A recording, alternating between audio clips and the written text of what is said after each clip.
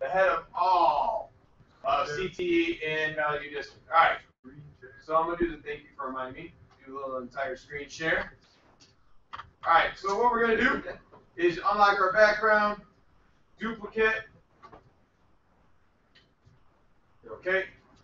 And now what you can do is you can select the person and the ball and then delete the background. Or in this case, we can skip a step and we can select the person and the ball and then select the inverse. So if you haven't found out how to select the inverse, this is how you do it.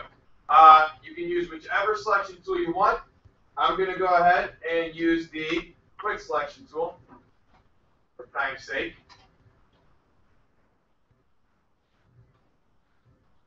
Probably would be better to use the pen tool, but again, for time's sake, I'm going to use Alt and the quick selection tool.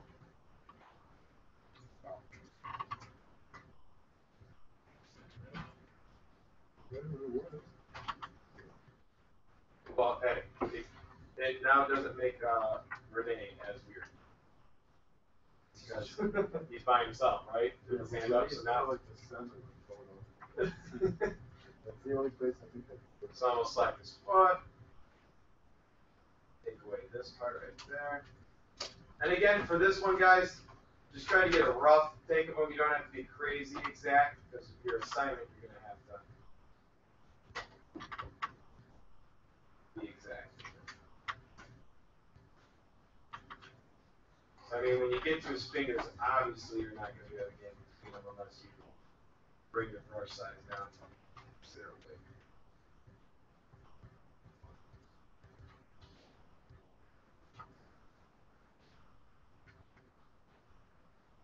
And what I like to do is I'm going to bring this guy in next to him as well. We'll bring him into the selection as well.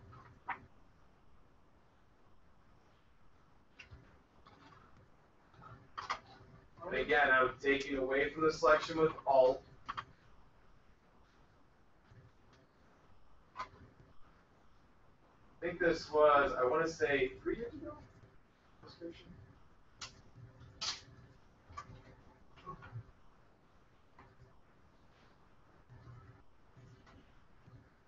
And again, I'm doing a really rough job here. It's not going to be horribly perfect. Did you just take a picture off of gloves? Andrew, or Andrew? No. Did you get it or no? Okay. I don't know why some of them are on the network somewhere. Grab this number. So again, if I'm going to be more precise, the best tool most likely, guys, is going to be the pen tool. And then I'm going to select football up here. And it's very simple. So go ahead, stop what you're doing real quick so I can show you how to select the inverse. You're going to go ahead, you're going to go up to select at the top. Very simple, select the inverse. So now when I zoom out, you're going to have dancing ants on the outside of your image. You're going to go ahead and go to Filter, Blur, and the one that I like to use is Motion Blur.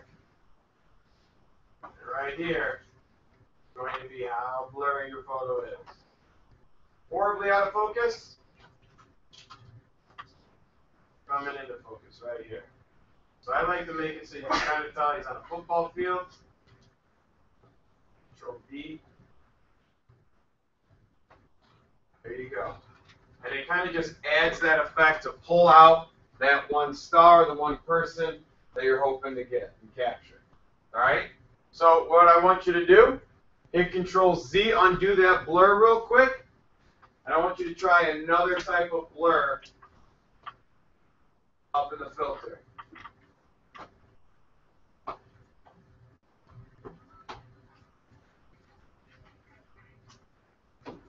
I haven't even used most of these, so. Any type of blur you want. There's a whole bunch of options underneath the blur tool. Go ahead and mess around with them. Once you get that inverse stuff selected, go ahead and mess around with those blurs. See what they do. All right?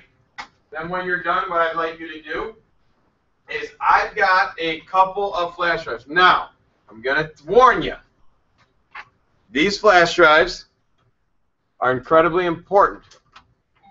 If you take a flash drive from up in this box, make sure you put this flash drive back in the box because it is somebody's assignment. But any flash drive up here will have sports pictures taken on them. All right? So if you want to grab an actual sports picture from our school, you may come up here, grab a flash drive, search for a picture, bring it onto your flash drive, and create one of these effects.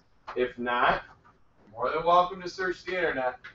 But I would prefer it to be one from our school so we can take them and start showcasing them up on the computers. All right? We'll go ahead and stop our hangout. It's a very quick one.